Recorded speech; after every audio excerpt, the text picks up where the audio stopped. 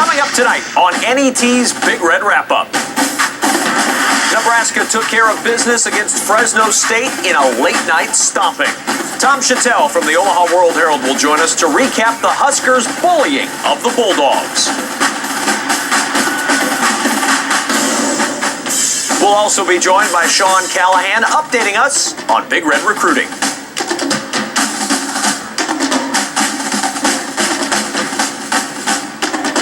Hi, everybody. I'm Kevin Kugler, and welcome to NET's Big Red Wrap-Up. It is great to be back with you as we get another week started, and a big week indeed with Miami week. But we look back first, because the show is called Big Red Wrap-Up, to Fresno State late Saturday night on the West Coast, and the Huskers took care of business, demolishing the Bulldogs rather easily. Joining me again, Adrian Fiala and Blake Lawrence. Last week at this time, we're talking about, as we heard many times on Saturday night, McNeese State. And McNeese State and Nebraska had their issues, obviously, in the game 2 weeks ago. All of a sudden now everybody's feeling very good again, and nobody can stop the Huskers, says Tommy Armstrong. So all's well. Exactly. We went from sublime to ridiculous and back to somewhere in between now, so we're ready to go. But Kevin, you kind of said it a moment ago, took care of business, and that's what they did. And you and I, and Blake, we talked about that preseason. You win the games you're supposed to win and win them well, and that's the game last Saturday. They did do that. So I was very encouraged by that. Really didn't see a whole lot to be critical of. The only thing I didn't like was we couldn't get that guy covered out of the backfield again. Like the linebackers, as you and I are also familiar with, couldn't get that guy covered very well out of the backfield. And then that long touchdown run that their quarterback Burrell had, that 66-yarder, if you watch the film, you'll see everybody on the defense get sucked into the inside. We kicked out on the corner, and he just kind of waltzed in, quite frankly, from there. So that was a problem. But other than that, I think it's pretty good. Yeah, I think this is the type of game that Nebraska needed to have come after McNeese State and to get the offense together, try some new things. I think there were some new plays in the playbook this week to get everyone ready for that game speed of the speed motion, what they're doing with the receivers and going through and then misdirection. I just like to see the players that you expect to make plays break out early, because it helps them, gain that confidence and kind of share that with their teammates on the sidelines. So they were able to do that out in Fresno, and it was a late game. And this is a tough game to kind of get your body used to. And I think the players reacted well, showed that they're well conditioned, and get a shorter week because it's such a late game and get ready for Miami. Was that game enough to rehabilitate the reputation of the Surrender Whites? Because normally the Surrender Whites have been bad luck for Nebraska, but the Surrender Whites, they came through in a big way. Now, Adrian, did you ever wear the all-white uniforms? No. Okay, you didn't. No. Well, I did. I got to wear these all-white uniforms. Now we know why. Yeah. Okay. And it was Colorado 2007, so you can already forget about the story because it's 2007. Nothing good happened that year. And we went to the locker room, and we had to win this game to be bowl eligible. Saw the all-whites. Everyone got hyped up. We were tied at halftime to Colorado, ended up losing by, I think, 300 points. It was one of those things, but we looked good. Oh, yeah. I'm not sure that you did. not in that 2007 game or that season. No, it's that old deal, Blake, about ugly wins and pretty losses. You had a pretty loss. We had a pretty loss. A really pretty loss. Yeah, there you go. Well, as always, whether you're wearing your Surrender Whites or not, we want to hear from you, whether that's by phone, email, Facebook, comment, or tweet. We've got the guys from Nebraska's Phi Gamma Delta, the Fijis. There's a guy wearing Surrender Whites right there. He's in our call center waiting for your questions and comments. Give him a call tonight while they enjoy some Valentino's Pizza. Our NET Sports intern, Josh, is leading the way in the call center. We'll be hearing from him later on. You can log on to our website, netnebraska.org/Big Red. While you're there, download an 8x10 version of this year's Big Red Wrap-Up schedule poster. It's great for the fridge at home, for your cubicle wall, to poster around walls in downtown Lincoln. Feel free to do all of that. We also still have some full-size posters here at the NET studios for pickup, so swing by during regular business hours to pick one up here in Lincoln. Don't forget also to download our NET Nebraska app. You can watch live streaming of our show, catch up on previous episodes, check out features, and much, much more. Simply head to your app store and you can follow NET Sports on the go wherever you are and wherever you may be.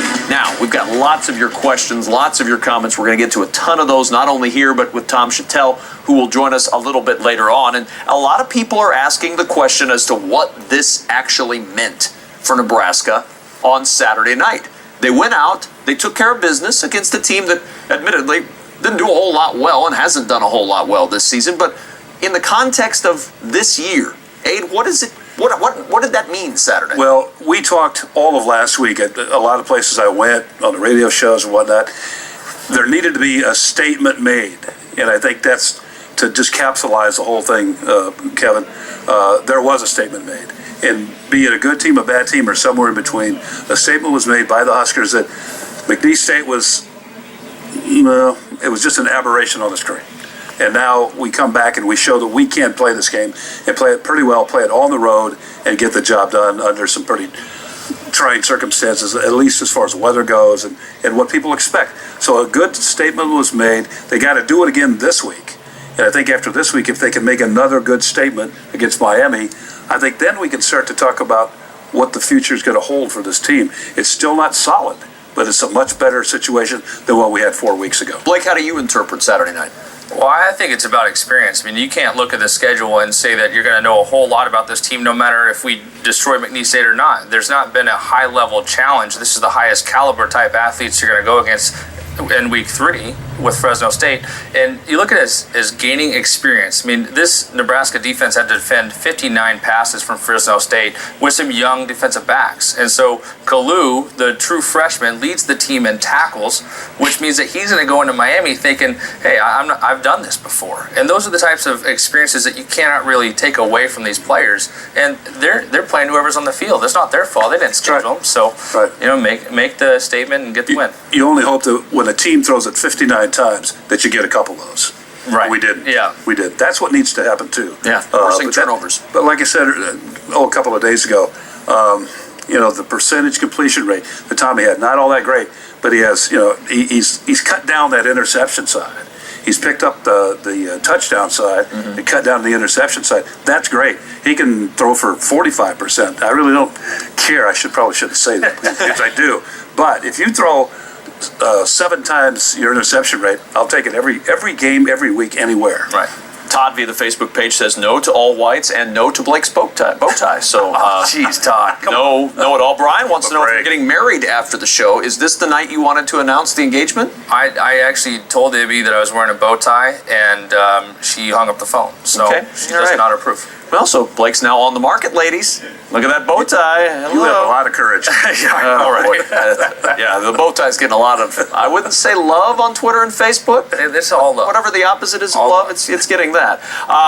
The emails and questions are coming in fast and furious, but I wanted to mention one thing in the early stages of this show, because it's something that's gotten a lot of criticism over the years. And it seems as if Nebraska has finally solved one aspect of their special teams with DeMornay Pearsonell. And it's gotten a lot of discussion when it's been bad. It seems to not get as much discussion now that it's better. And I assume that comes down to expectations. You expect them to be good, and when they finally are, you're happy with that. But what about the dimension that he brings to this Nebraska special teams unit that's been much maligned over the last few years? It has been a long sought-after dimension. You're right. And it's kind of like the 3 phases of the kicking game in terms of the snap, the hold, and the kick, or just a snap and the kick. When one of those goes wrong, then everything is wrong. I mean, you hear about it, you see it, you talk about it, etc. When it all goes right, it's like being a referee. If you're always on top of things and call them right, nobody notices you. You call one wrong and look out. But DeMornay Pearsonell has really given a dimension out of this team that harkens back to the Rodgers era, harkens back to the John Gomes era. It's one of those things, Kevin, that it's one of those items that really will help this team in the future as we go, because you got all 3 phases of football covered now, at least for the time being, and boy, that really helps success rate. Yeah. So I'm really encouraged by that. Well, I think we'll take a look at that punt return for a touchdown in the huddle, and it's going to be great to see the difference that one player can make, but also some of the adjustments Nebraska coaches have made to get ready for these different schemes they're seeing from the punt team. Here are the results of last week's sideline survey. We asked, after 2 games, which team is Nebraska? Kind of how we started tonight. 14% of you said the team that played Florida Atlantic. 16% said the team that played McNeese State. 70% of you needed another game to decide. Now that you've seen that game, I wonder how you'd vote. Here's this week's all-new sideline survey. Which Husker player is a bigger game changer? Amir Abdullah, Tommy Armstrong, Kenny Bell, or Randy Gregory? Just go to our Facebook or Wrap-Up website and cast your vote in our very unscientific sideline survey. We certainly saw the impact Randy Gregory made in his return as we take a look at the highlights from Saturday night. It was balmy. all night long out in beautiful Fresno, California. Tom Chattel, who will join us later, found that to be, quote, the garden spot of California. I may not actually be quoting him accurately. Nebraska very early in the game. To the air, Jordan Westerkamp, Tommy Armstrong, familiar look, familiar result. Touchdown for the Huskers, 4-play, 82-yard drive. What a way to start, 7-0 Nebraska. Nice pitch because he did put a lot of air under that ball. He kept it pretty flat, kept it tight spiral. You get air under the ball, that gives that back more of a chance to get over there. But great job by Tommy to deliver the football. How about a minute later? Whoa. Amir Abdullah, one cut and goodbye. The cut, the speed, Amir does it all. 14-0 Nebraska with the lead. You know, Nebraska's used that zone blocking on offense all year. And Amir, he's got to usually make one guy miss, and that's all he needs. No one really is 100% sure what happened here, other than David Santos having some sort of I don't know what. It was an odd play to begin with. A little vapor lock, maybe? He acted like he thought it was a pass, maybe, because it was a trick little punt. Our first reaction was that he didn't realize that it was a punt. Right, right. So, but, well, all right. That was kind of my reaction, too, Dave. Live to go again. Second quarter, 14-2 Nebraska. Tommy Armstrong back to the air. Kenny Bell, good to see him back out on the field after missing McNeese State, most of it with the groin injury. Tommy Armstrong to Kenny Bell down to the 28-yard line. Amir Abdullah then on 2nd and 8 gets 5 down to the 21-yard line. This drive would end with a 38-yard field goal from the true freshman.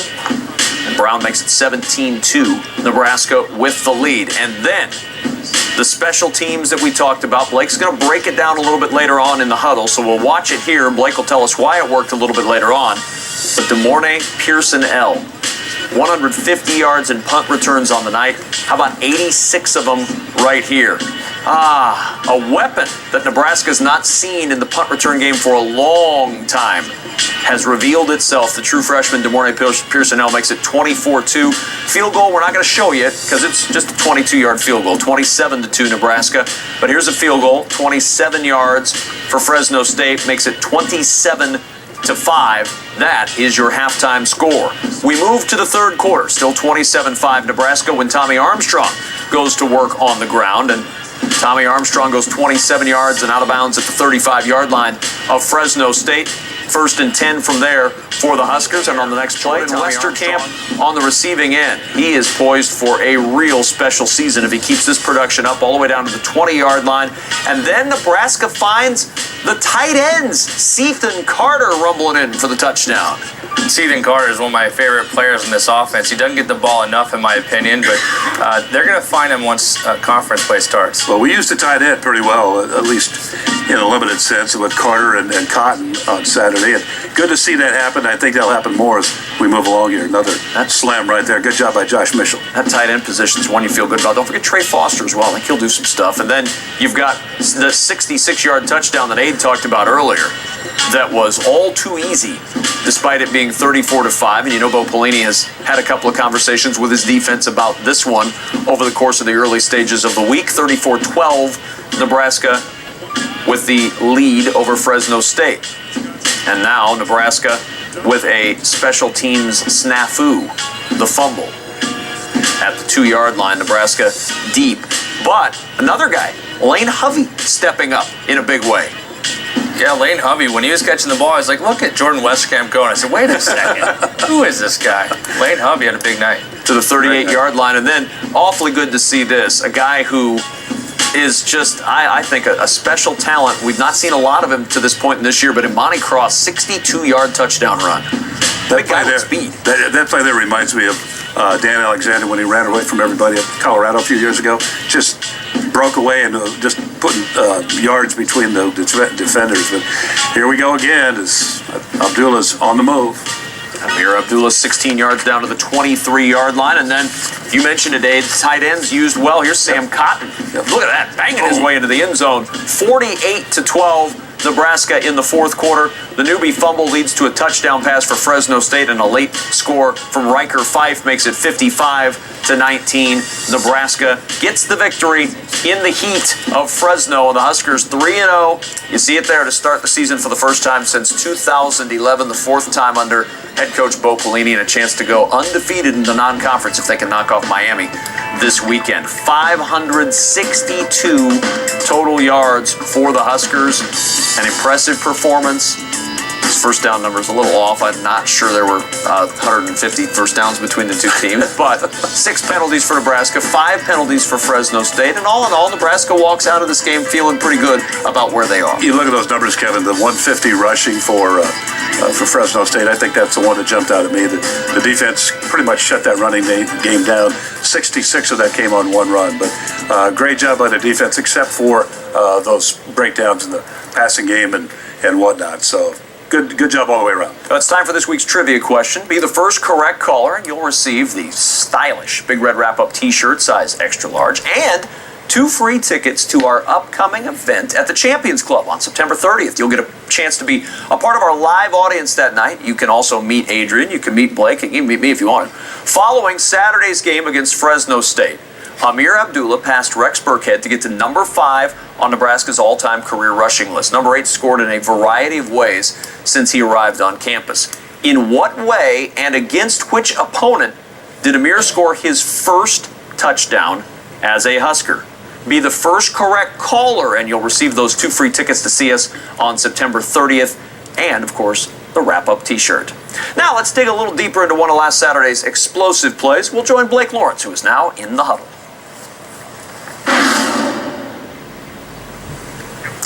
Tonight in the huddle, we'll break down DeMornay Pearsonell's 86-yard punt return for a touchdown. On punt return, there's the first key to success, and that's making the first guy miss. DeMornay Pearsonell gets some help from his blockers. He's got a 6-yard window to make the first guy miss. Does he do it? You bet your bottom dollar he does. Now, DeMornay, he's fast, and I had to bring up some geometry to break down how fast this guy is. Now, he's got to run the hypotenuse of this triangle, for all you at home, that's the long part of that, which is about 7.5 yards before this defender can run about 5 yards to the sidelines. So, DeMornay, you got to beat out 2 big guys. Now, I told you earlier that Nebraska's special teams has taken into account that teams are using big guys to form a shield in front of the punter, and big guys, they don't move so fast, and they're also not too hard to block when you just get in their way, divert their direction a little bit. So DeMornay makes 2 big guys miss here, and he goes 14 yards before this guy gets 5 yards to the sidelines. That is speed for you. The final rule on punt return to make sure it's successful is just don't block a guy in the back. You know, it looks great, just don't block him in the back. Okay, no, everyone knows that? No, I said don't block him in the back. The referees miss it, but DeMornay was going to score regardless, and that makes him the special teams player of the week. About the best special teams play Nebraska's seen in a long time. Now, as we've had pointed out by several on Twitter and Facebook, there's a yes but after this punt return. Yes, but there were a couple of snafus by Pearsonell in the return game as well. And we saw one of them on the highlights, the kickoff bobble that took it out at the 2-yard line. The question is, are you willing to live with the snafu reward to get the 86-yard touchdown Absolutely. return? I think you are. Absolutely. The kid's only going to get better. Yeah. And he reminds me a little bit of how Amir Abdullah looked. Speaking of that trivia question, I mean, when Amir Abdullah ran that touchdown against the blank on whatever, I'm not going to give you the answer to the trivia question. Ibby says it was his first touchdown was against Blake Lawrence in practice. That probably was true. I could not stop Amir Abdullah. But he reminds me a little bit of that. And that's the kind of confidence you develop as a true freshman. He's going to make some mistakes. Yes, he might drop a punt. Are you going to take your best special teams playmaker out if he drops one? No, he's got the chance to go all the way every time. The proof is in what we've seen so far. He makes one mistake. Okay, nobody's going to make all the plays all the time. So no, he's staying there. You know what, Kevin? They took that 1-yard snafu out at by the goal line, turned it into a 98-yard touchdown. Things worked out. Now, you don't want to do that necessarily against Michigan State, but you got away with it against Fresno State. Amen. Next up, we're joined by Tom Chattel from the Omaha World Herald. But as we go to break, let's enjoy some images from Nebraska's trip out west, courtesy Aaron Babcock from Hale Varsity. Stay with us. We're back in 2 minutes.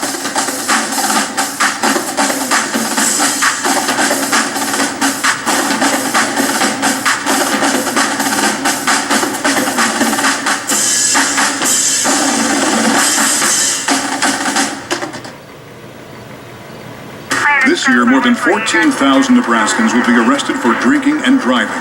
It's embarrassing, expensive, and traumatic, but nowhere near as traumatic as it is for the drinking drivers who cause more than 1/3 of all Nebraska traffic deaths. Drink and drive, and this could be you or someone you love.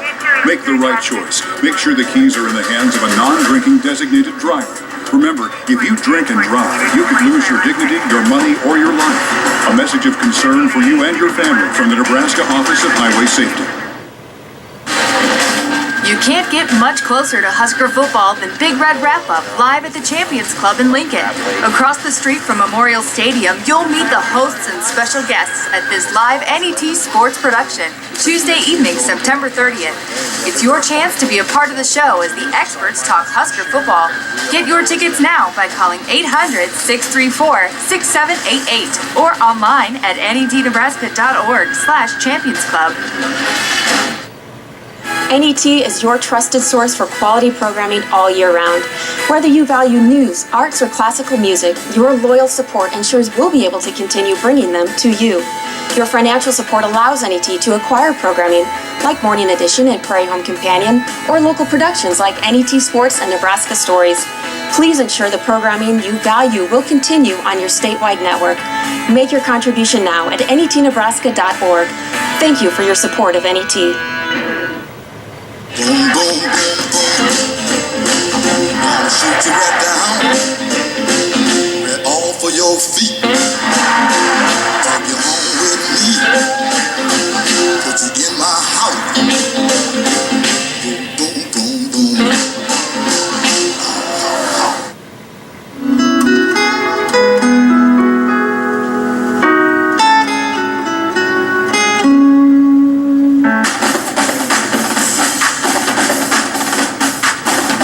Playing a team with the tradition that Miami has and the type of talent they have on their football team, I'm sure it'll get our guys' attention.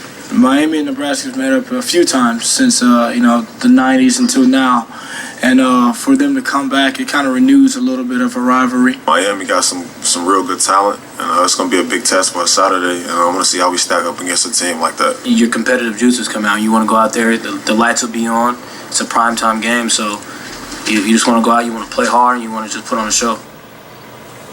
Welcome back to NET's Big Red Wrap-Up. I'm Kevin Kugler here with our NET sports intern, Josh. I assume, being young and virile, you made it through the entire game Saturday night. I did manage to make it through the game. It was a weekend, so I let myself stay up a little bit later than usual. That's nice. You didn't have your chores or anything you had to do in the early morning? No, I didn't. That's good. What are we seeing tonight on social media? Well, a lot of people are excited about the breakout of the special teams. Des Moines Puccinells, incredible return, had 150 returning yards, so that's positive. And just getting a win on the road after that scare against McNeese State. And then having Miami come to town this weekend is what people are really excited about, and as well as on campus and around the state. And I got a chance to talk with some of the people on campus about their excitement about the upcoming Miami game.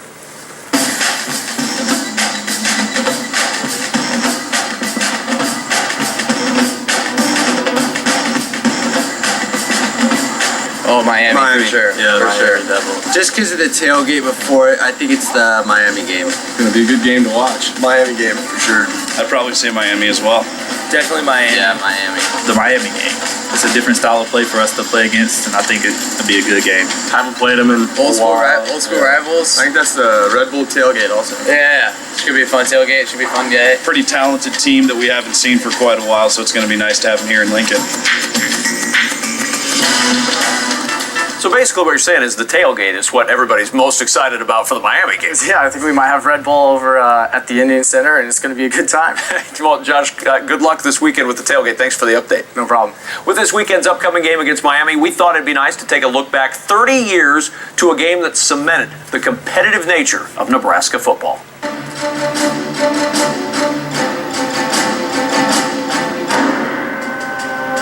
The 1984 Orange Bowl had arguably the greatest ending in college football history. Nebraska entered the game as 10.5-point favorites over Miami, but found themselves down 17-0 to end the first quarter. Down 31-17 in the fourth, the Huskers fought their way back, scoring 13 unanswered points. Down by 1 with little time left, head coach Tom Osborne made a defining decision. The courage was so evident there. The integrity of Nebraska Nebraska football and that whole state was on the line. They gambled and lost, but they're certainly to be given great credit. At that time, overtime had not been implemented by the NCAA, so it was kick for the tie or go for the win. Coach Osborne's willingness to risk the NCAA championship on one play defined his lasting legacy in Nebraska and college football history. During Bo's press conference on Monday, his answer, it was yes. I'm not sure he could answer any other way and not deal with certain masses of anger from Husker fans. Our first winner tonight, Doug Duran from Omaha, knew the answer to our trivia question: in what way and against which opponent did Amir Abdullah score his first touchdown as a Husker? Doug knew the answer, and congratulations to Doug. He's got himself 2 tickets to the Champions Club, and he's got himself a Big Red Wrap-Up T size extra large. The answer, of course, Amir Abdullah returning that kickoff 100 yards. Blake kind of gave it away. Here is tonight's second trivia question. Open to email, Facebook, and Twitter. Have the first correct answer. You'll receive a copy of Hale Varsity's 2014 yearbook and the Big Red Wrap-Up T size extra large. September 10th, 2011, the only other matchup in the series against Fresno State. Huskers won that one 42-29, but in doing so, Nebraska was outgained by 6 total yards. Nebraska managed to beat one other team that season while getting beat in total yards. Who was that other team that Nebraska managed to beat while being outgained in total yards, and what was the score? Have the first correct answer out of email, Facebook, or Twitter, including the opponent and the score, and you'll receive Hale Varsity's 2014 yearbook and the wrap-up tee. We've still got the Fijis standing by in the call center. Give us a call, send an email, post to our Facebook page, or tweet at us. We're ready to get the answers and take your questions as well. It's now our pleasure to welcome to the show Tom Chattel from the Omaha World Herald. Hi. You survived the desert heat, even though it's not really the desert. You survived the heat. Yeah, I lost 10 pounds during the game, and then I found him the next day at the Denver airport. So. Well, we're glad you're here. There's a lot of people who have a lot of questions, and we're going to get to a bunch of those. But before we get to those, just your overall impressions of this team. Who is this team through 3 games? You know, I feel like I've seen three different teams. The first game, we'd heard all these things in the preseason. It's going to be this, it's going to be that. And, lo and behold, it was. And I guess, a fairly average, below average team. The second team they played was the best team that they've played this year. East State. That shouldn't have had anything to do with it, with that result. It was like, okay, here we go again. It's last year and the year before all over again. And then I felt last week was was sort of a new personality again. The playmakers came out. Offense was kind of sluggish at times. I didn't rush for a lot of yards, but they had a lot of carries. So that was good, but not great. But I thought the defense did a great job. A very hot night. You're out there all night, which I guess is partially their fault. Maybe they get off the field, but there's a lot of passes, and it was hot. I thought that they did a pretty good job. But again, not a great opponent. A very strange atmosphere, a strange place to be. If you're from Fresno, I'm sorry. I've been hearing from you all week, but it's I don't want to go back. I don't think Nebraska should have played the game there, but they did, and they won, and that's the bottom line to me is they got in, they got out, and now it's Miami week. Paul and Christine both want this question answered by Tom Chattel. If/when Nebraska beats Miami, yes, do you think they and the Big Ten will win back any respect in the national media perception? No, that train left the station a long time ago. The Big Ten people have had it in for the Big Ten long before we even got in the Big Ten, and people love to just pound on the Big Ten. Big Ten doesn't help itself at all. But no, this game wasn't going to change anybody's mind. It's not going to get a Big Ten team in the playoff. It's not Can it worsen perception? Can it worsen perception if Nebraska were to lose? No, I don't think so. I don't think it really impacts it. I guess Miami's not really a great Miami team. It's already got a loss. I think it'll help a little bit. But if you're Nebraska right now, you don't care about the Big Ten. You care about Nebraska. Let's get Nebraska's image back where it belongs. And this can help that. This sets up the rest of the season if they win. There are a couple more big games down the road. couple of them, I want their snoozers, maybe. We'll see what team shows up. But I really think that this game would be, okay, you'd be 4-0, chance to go 5-0. You go to East Lansing, a team you can beat if you show up and play clean. And then here we go. So I think that this game, obviously, the marquee value is everything. And it is a big game. It's about as big as it gets this year, probably. Tom, we know how the team can stay where they're at nationally in terms of reputation. The question I have is, how do we get up there? This season, is it simply just pound everybody we play and win as big as you can, or not? I think you got to get a trophy at the end of the year. Okay, a championship. I think Nebraska's won a division, and then they got blown out.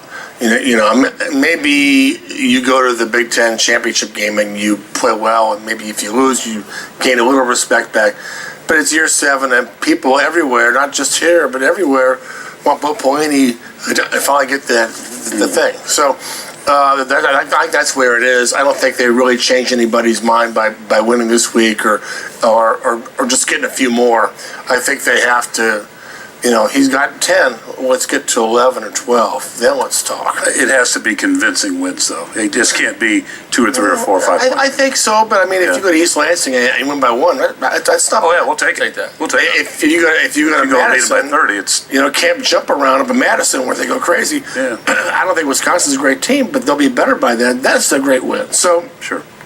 Iowa, who knows what that's going to be like? So, but yeah, I think at this point you need to win the division. It's not a very good division.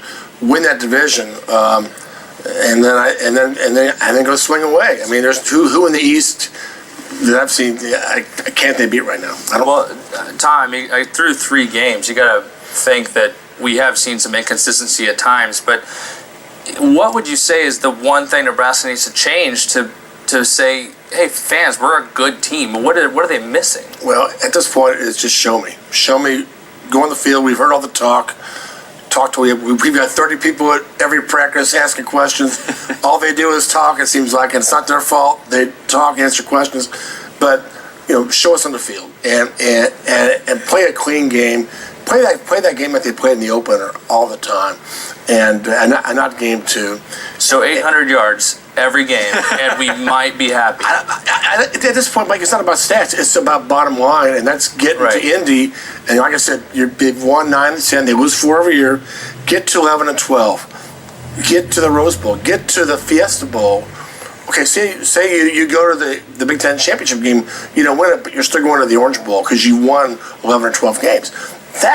Get to the next level. And to me, it's a bottom line thing now for this program. It's not about, it's about style. You want them to play a good, no penalties, turnovers, do something on special teams, please. They are. So yeah, I think things do look up, but I will say the one thing I'd really like to see them develop as the season goes on is great defense, just a ferocious. I think this defense has got talent. I'd like to see them get a little edge, a swagger, and it starts up front, and maybe build on that. I think the offense is going to be good. It's not going to be a running offense. They don't have. That's not who they are. They've got the best running back they've had in a while. Which, okay, you should be running more. My bad. But I think that they've got a lot of big play guys. I'm not sure it'll be a grind of that offense, but I think it's a good enough offense to win that division and win the league if they're not turning it over. But I'd like to see our defense get that edge back on Nebraska football. Get that, the attitude. I think is something kind of missing. While we're on the defense, I thought Rich Kipis, a fine colleague of yours at the Omaha yes. brought up a very interesting point in one of his articles. It was either yesterday or today, and I don't remember. I've read a bunch of stuff. But I thought it was interesting. He pointed out, despite all of the passing that Fresno State threw, all of the passes and all the attempts and all of the tests, Nebraska's secondary is still 5th in the nation with a 46.1% completion rate by opponents. Now, you can say, well, yeah, but look at the opponents they've played. That's why the completion rate is low. But that was one of the areas that Nebraska fans were concerned about coming into the season. What was that secondary going to look like? You got a new coach back there in Charlton Warren. that seems to be a real positive development for this defense, doesn't it? Albeit against some competition that is not great through the first 3 games. We have to see it again this week, I guess. I guess better skill people, but yeah, the roller coaster, the up and down. It was up again last week. You saw secondary that tackled on the perimeter. A lot of times the guys have gotten away, and then they go for 10 or 15 yards. They're wrapped up in like extreme heat. I was there. I would open their press box, but the pass rush never let up either. And I think that they did a good job subbing. But even at the end of the game, they were chasing that guy all over the place. There were 4 sacks, a lot of hurries. I just thought it was a good game for the defense to go the 4 quarters. They had a couple busts, as you pointed out, but let's see that tackling every week. Now, the Big Ten isn't going to offer a lot of great offenses, we all know that, but just fundamental football, that's what we've asked for, what I've asked for, and every game, be consistent.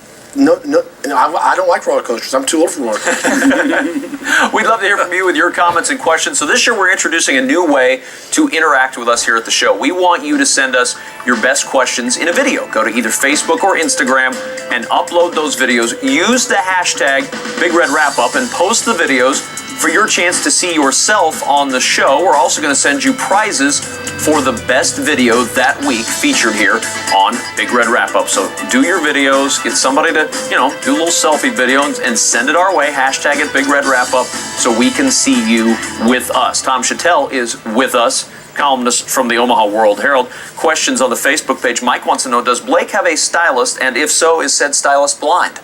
Well, Tom, thank you for the advice tonight. I love this. I think we're... This is so Overland Park of you. I love I know, this. right? Beautiful. I got to And then represent. Steve would like to know, how do I get my season tickets upgraded to a suite for free? Steve, I'm glad you asked.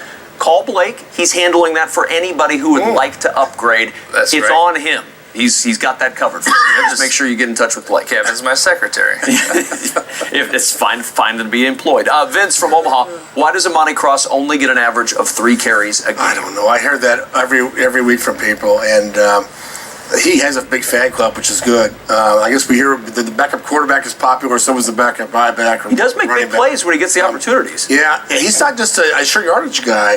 Maybe the first year he was, but I think he has proven that give him the ball more. But I want to see number 8 play too, so I don't know. It's hard to take him off the field. Now he's got to rest, but again, there are only so many carries. Only so many rushes this offense is going to have per game. They do like to throw it around the yard, so I don't know the answer to that. I really don't. I think the first week they wanted to see Newby, and obviously he played too, but I don't know the answer to that. But I think he needs to play more. Absolutely, he's a big guy. You're talking about physical offense. He's the definition of physical offense when he's running right at you. So, I'm with him all the way. But I still like to see number 8 get the ball and throw it to him too. He catch. Yeah, that would be nice. We've had a lot of people ask this, so I won't attribute it to any one person, but Randy Gregory, after the game, was very outspoken about some dirty play from Fresno State, some cut blocking. People want to know what you think of the cut blocking by Fresno State. Well, yeah, a lot of teams are going to do that. I don't necessarily think it's that they have the market cornered on that. So, well, Tom, playing with Ndamukong, it was one of those things where you knew that they were going to try and do something dirty, and that was every game. You kind of had to watch out for it, and the linebackers would actually see it. We'd see it, and we'd go over to the ref and say, "Hey, they're doing it like repeatedly." And it's great to talk about after the game, but the emotions have to be high on a defense. Yeah, I think he better be ready to see everything this year. So, and you didn't want to see anybody get hurt or anybody, do anything dirty, but. It's a nasty game, right, Andrew? Yeah, exactly. And it's not like, I think you said earlier, Tom, it's not like it's peculiar to Nebraska. Right. Lots of teams do that. Yeah. And sometimes it's just a mistake, quite frankly, but other times it's calculated. But a lot of teams do it, and it's part of football that you don't like to see. But with all the bent towards safety, referees are more prone now to call it as opposed to not call it. Right. So you deal with it. It may just be a lineman that says, how do I block this guy? Right. Yeah. They may not coaching it. That's all they can do. Great players deal with it and adjust. What's the solution, in your opinion, Tom, for the Big Ten Conference? Oh, boy. Care. Yeah. You know what I mean? I don't know. I'm not saying they don't care. They don't care enough. In my mind, I've only been in the league 4 years. I've made fun of it when I was in the Big 8 and Big 12 as a league that didn't care more about being the Big 10 than it did about winning championships in football. Now, Ohio State cares. They hired Urban Meyer with a lot of money. I think Michigan cares, and I think Brady Hoke's going to find out maybe how much they care. But and I think Penn State. I think there are some that do care. But get a league strategy. Get everybody together. You know, I go to one of those retreats that they like to have at Pebble Beach or Scottsdale golf or whatever, and get everybody in a room and say, how can we make this better? How can we recruit better? How can we reach young people all over the country? Is there a certain part of the country we need to go? What can we do? Night games, more of those, more TV time, putting good conference games up front. Why not Nebraska, Wisconsin to open the season? Crazy, right? Why not? Why not shake it up a little bit? Shake up you don't have the Big Ten likes to wear bow ties too. You don't have to. You can loosen the bow tie in the Big Ten. You don't have to be. The Big Ten doesn't have to be Ivy League. They can, but they have to decide as a league that it matters. To me, Big Ten college football is something that they do in the fall, and then it's basketball season, and then they move on to other things. In the SEC, they're talking playoff in February. Now, I don't think they do that in the Pac-12, but I just think you have to have a strategy because they don't know if they're all on the same page on how to move forward. And then you have to have your big name programs do well. And right now, Ohio State's not there. Obviously, Michigan has had some issues where they have not recruited or have not hired the right coaches. Nebraska's had their issues. And obviously Penn State. Get your name programs up. It just takes a couple. If you put a couple teams in the top 10 and you're in the playoffs scenario, it's all good. So, they're going to rip. But if that's all the Pac-12 has. There are a couple up. That's all it takes. The Big 12 is Oklahoma and Baylor. So just get a couple up there, and it's fine. So undefeated Big Ten team, there aren't many of them left, obviously, but if a team goes undefeated this year, they're in the 4-team playoff discussion, correct? Or are they not? Well, some of the SEC people right now they're already talking about, they are so good. They are talking about, we're going to have 2 lost teams, though they better not miss the playoff, It's like, really? Yeah. So I think, obviously that would be Nebraska or Penn State, correct? I think Nebraska would probably have to beat Michigan State twice, not 12-0, but 13-0 to get in that playoff. Absolutely, they should be in, and I think they would be. There'd be some kicking and screaming probably, but I think. But then who would you leave out though? There's going to be a one-loss team from the Big 12, or maybe FSU, but I don't. It depends. Just give me an 18 playoff. We're going to go to 8. Give it to me now. That's the right number. Tom Chantel, columnist with the Omaha World Herald. Unfortunately, we're out of time, but it's great to have you back with us. Thanks for being here. Appreciate it. Good to see you. Up next on the wrap-up, Sean Callahan is here with all the latest Big Red recruiting news. And as we go to break, let's look back at last Saturday, courtesy Aaron Babcock at Hale Varsity. We're back in just a couple of minutes.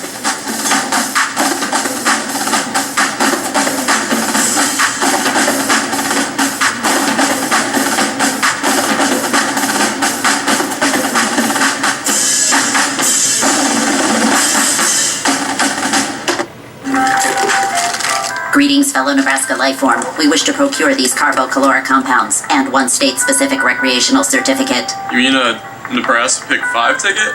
Affirmative. You guys from around here? Yes, we are natives of York. York. With a $50,000 starting jackpot, drawing 6 days a week, and 1 in 8 odds of winning a prize, there's only one place in the universe you can play Nebraska Pick 5. Do you accept submicronic orbital geodes? I don't think so. A homecoming for a soldier can leave an impression that lasts a lifetime. Not all homecomings for soldiers have been quite so welcoming. We come home People were throwing rocks at us, spitting at us. Through the years, the attention paid to the soldiers has changed. Thank you for your service, Walker. One person saying thank you for your service can just change someone's life. Coming in November to NET1.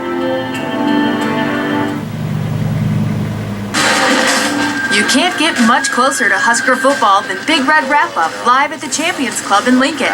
Across the street from Memorial Stadium, you'll meet the hosts and special guests at this live NET sports production, Tuesday evening, September 30th. It's your chance to be a part of the show as the experts talk Husker football. Get your tickets now by calling 800-634-6788 or online at netnebraska.org/championsclub. Boom, boom, boom, boom. Gonna shoot you right down. Right off of your feet. Take you home with me. Put you in my house. Boom, boom, boom, boom.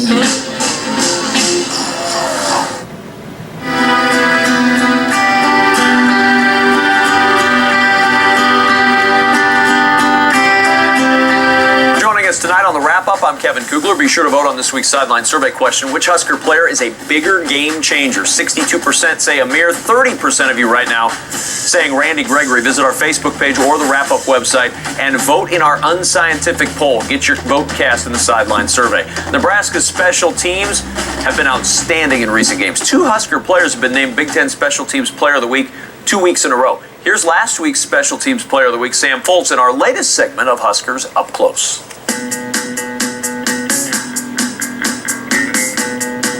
You know, living in the state of Nebraska, I mean, every Saturday in the fall, I mean, it's a huge deal in the state. We were always huge Husker fans, never really missed a game growing up. So, I mean, that's just kind of how I became a huge Husker fan. Coming here, you know, before the stadium even expanded, I mean, 86,000 people were here, and that was crazy. And now being actually down on the field, you know, and just hear 92,000 people every Saturday, I mean, it's a tremendous honor, and it's just a great place to be. And I love playing home games here. Probably knew, you know, as a little boy that I wanted to be a Husker. You know, during games and stuff, at halftime I'd run outside, you know, and kick the ball around or throw the ball around. And then obviously growing up throughout high school, about my sophomore year of high school, I kind of realized that, you know, this is a real possibility, you know, so I just kind of went after it. And my senior year came around and I had the opportunity to walk on Nebraska, and, you know, I couldn't really turn it down. And once that came about, then I just committed here, and, you know, I just started working even harder than what I did before, and finally now that it's kind of paying off for me.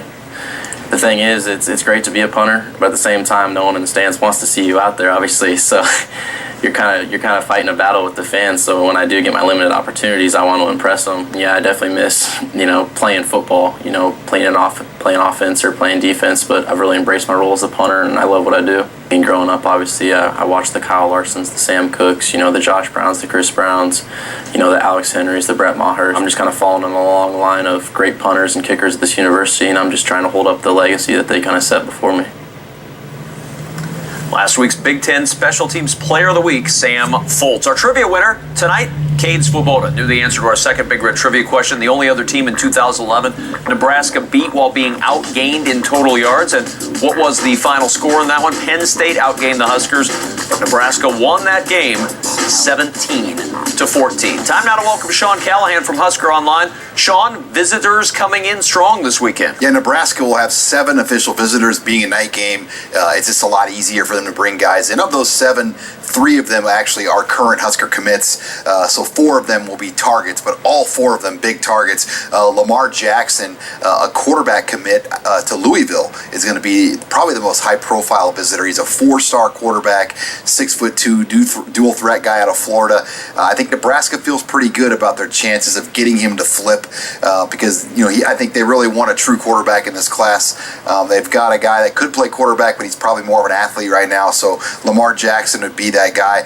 One other 4-star guy, Deshaun Randall, a defensive back out of Louisiana, also a 4-star. So it will be a good weekend for Nebraska, having a night game, plenty of time to spend with these recruits. One of the guys who will be here this weekend, joining us over the phone, Eric Lee, who will be making the trek in from Colorado to see Nebraska, Miami this weekend. Eric, what a great weekend for your official visit to come in and see the Huskers and the Hurricanes play. You've got to be excited to see that. Yes, sir. I definitely can't wait to see Nebraska play a high-profile team like Miami this weekend. Eric, there's going to be a lot of high-profile targets for Nebraska here. How much strategy was involved with your official visit, and how much will you be working on these guys to have them join you in the recruiting class? I know it would be definitely a huge game, and a lot of recruits would definitely want to come to this game. So I just feel like it's my job, just as a teammate, for like the future of Nebraska football, to try to get the best players that we could possibly. Eric, what has been the communication you've had with other recruits and commits, and just give us a sense how they feel about this program, the same as you? I've mostly been talking through recruits and targets through Twitter. I mean, most people have that skeptical, oh, it's Nebraska, cornfields and all that. But like many of other people have said, once they visit there, there's no words that can describe Nebraska football. For you, how's the team going, and how are you doing individually? We're doing good. We just recently lost a game to Chandler from Arizona. They're a great team, actually ranked. But it's a good learning experience for us.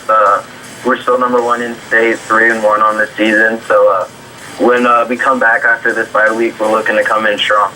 Eric, you're a great competitor. Everybody knows that, and you don't get to this level without having a real competitive edge. Is it difficult for a competitive guy to stand on the sidelines of a big game like you will be on Saturday night and not be tempted to just run over, grab a helmet, and try to sneak out there on the field and play a few downs? Oh, yeah, definitely. It's going to be hard to do that, but I'll be there soon enough, and I can't wait for that time to come upon me. Eric, you've signed scholarship papers early to Nebraska. What went into that decision for you to get those papers signed, and what are the advantages of doing that? I think it's a new rule a lot of people aren't really that familiar with. Definitely. I think I just kind of wanted to save my spot and just let everyone know in the Husker community that I'm kind of locked in for Nebraska. No more. I won't be taking any more other official visits. And within going in early, I just want to be able to compete, try to get playing time. Eric, do you know who your host is this weekend in Nebraska? I have not been communicated who my host is, but like I've said in previous interviews and all that, I've definitely been in communication with Gerald Foster, so I know I'll be in contact with him. That's perfect. It's going to be a great weekend. I think that there's a lot of hype about this game, but for a guy coming from Colorado, did you grow up watching Nebraska, and does this Miami-Nebraska matchup mean something to you? Oh, definitely. It means a lot to me. I mean, whenever I watch the Miami-Nebraska game, Miami's usually winning, so just trying to get a little vengeance. I think Nebraska definitely has the tools on offense and defense to get the job done, so definitely excited to see the Huskers on Saturday. Eric, was Nebraska your first and only look as far as college goes, or were there other schools that kind of tipped your interest a little bit?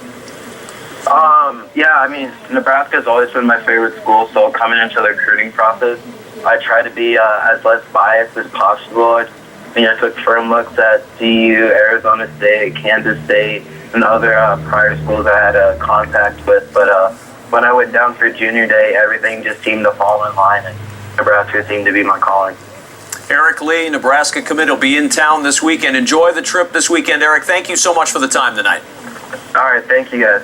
Thanks, Eric. There's Eric Lee, who will join the Huskers this weekend on the sidelines. We go from Colorado to Nebraska. Our in-state recruit, Jared Bubak. Yeah, Jared Bubak's a guy that when we put the show list together, we didn't know he was going to be a commit at this time, but he committed not too long ago to Nebraska as just a junior, and he is a very impressive young man, 6'4", 240, 250, will play tight end at Nebraska, but plays quarterback here for Lincoln Christian, and this is some of his footage here from just this past Friday night that we shot down of his game on HuskerOnline.com, and that is a guy at the Class C level that you don't want to tackle with the football in his hands. No, I think we talked about it, Sean. I got to see his first game of the year, one of the first couple games, and I was like, okay, that's a big offensive tackle. And then he ran out and was playing outside linebacker, quarterback, just an athlete. And he was, he committed to Nebraska early. He was on the verge of getting a number of offers. I know Wisconsin was literally a day or two away from officially offering him before he committed to Nebraska. A number of regional Big Ten teams like Iowa's and programs like that. So he would have been a guy that would have picked up a lot of offers, but he's from Lincoln. Obviously committing to Nebraska. When I talked to him way back in the summer, he told me if I get that Nebraska offer, it's going to be pretty hard for me to not pull the trigger. And surprisingly, he kind of sat on the offer for about a month, 6 weeks before he made the decision official during, I believe it was the McNeese State game. Sean, what is he, 6'4"? Legit. Where does he carry 250? He doesn't look... I don't know about you guys, but that doesn't look like 250, but apparently it is. He runs the open 400 in track, and he runs it in like 52 seconds, 51 seconds. He is a state qualifier in the 400, so they don't put him together like that very often. And, he could even play defensive end. He could grow into an offensive lineman, but right now, I think tight end is where he fits with that athletic ability and his blocking ability and that speed. Well, good luck tacklers in Class C. That's not going to be an easy thing to deal with. With that frame, he's, 230. You're going to have to get out and watch him play a game. I'm going to do that for sure, but he'll be 260, 265. He's not the best quarterback. I'm Jared, if you're watching him.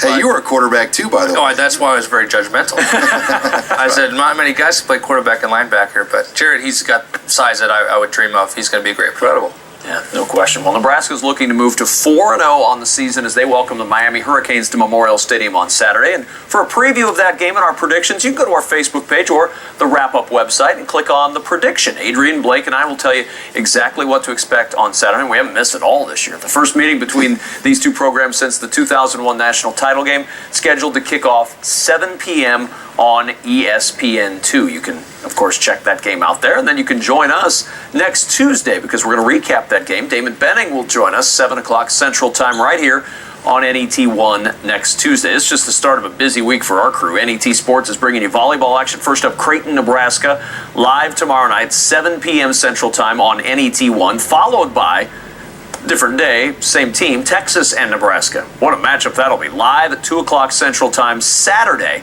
on NET1. That is going to be fun to see Coach Cook's team going head-to-head with the Texas Longhorns. That's going to do it for our edition of Big Red Wrap-Up. Our thanks to Sean Callahan. Our thanks to Tom Chattel, both for joining us tonight. And a big thank you to Josh and the boys in the Wrap-Up call center for their efforts as well. Now for Adrian and Blake, I'm Kevin. Don't forget, next Tuesday night, be right back here for NET's Big Red Wrap-Up. And send your video questions in. Good night, everybody.